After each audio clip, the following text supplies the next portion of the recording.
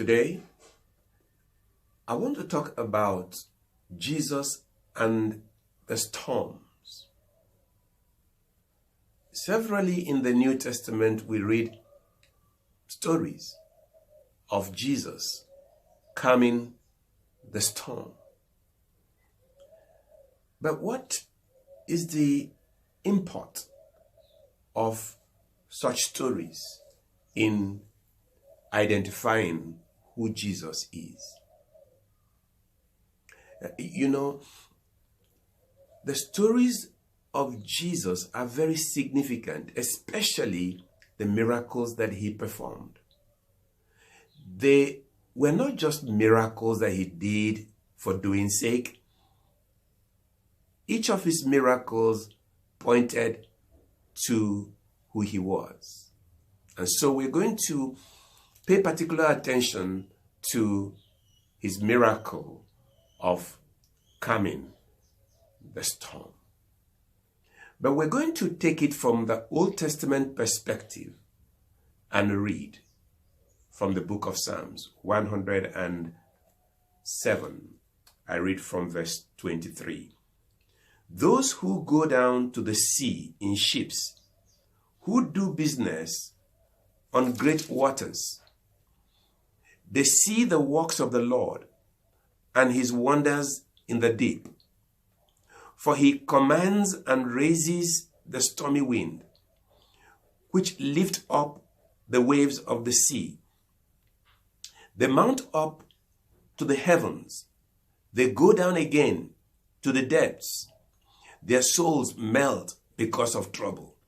They reel to and fro and stagger like a drunken man, and are at their wits' end. Then they cried out to the Lord in their trouble, and he brings them out of their distresses. He calms the storm so that its waves are still. We all know that the wind exercises a manner of sovereignty on earth.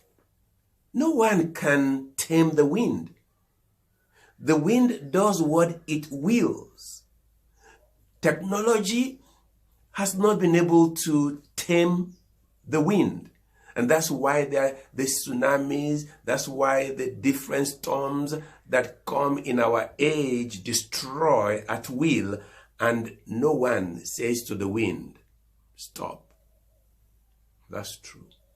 We just read an account of men in the deep sea that are distressed with the waves, and they come to their wits' end. Nothing they can do. Man comes to the point where against the wind, against the storm, against the waves, there's nothing man can do.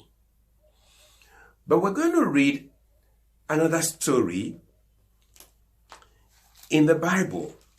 And this time is the story of Jesus on the sea with his disciples. On the same day, when the evening had come, Jesus said to his disciples, "Let us cross over to the other side." Now, when they had left the multitude, they took him along in the boat as he was, and another little boat also with him. And a great windstorm arose, and the waves beat into the boat so that it was already filling. But he was in the stern asleep on a pillow. And they awoke him and said to him, "Teacher, do you not care that we are perishing?" Then he arose and rebuked the storm and said to the sea, "Peace, be still." And the wind ceased, and there was great calm. And he said to them, "Why are you so fearful? How is it that you have no faith. And they feared exceedingly and said to one another, who can this be, that even the wind and the sea obey him? Great question. Amazement. They saw something, and immediately their Jewish minds went to the passage in the Psalms that I just read. Only God can calm the storm. And here before them was a man they thought was just a teacher. They called him teacher. Do you not care? That was what they knew of him at this point. But when they saw their teacher calm the storm, they knew beyond every shadow of doubt that the man that was in the boat with them was more than a teacher. Because only God can calm the storm and control the winds. I come to you this morning, today, and I ask you, who do you believe Jesus is? Just a teacher? But consider that he controls the winds. Technology, science, the best innovations of man have failed to control the winds. But Jesus controls the wind. Only God does.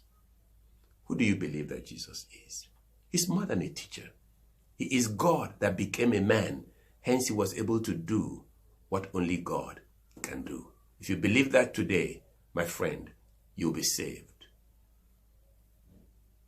God bless you.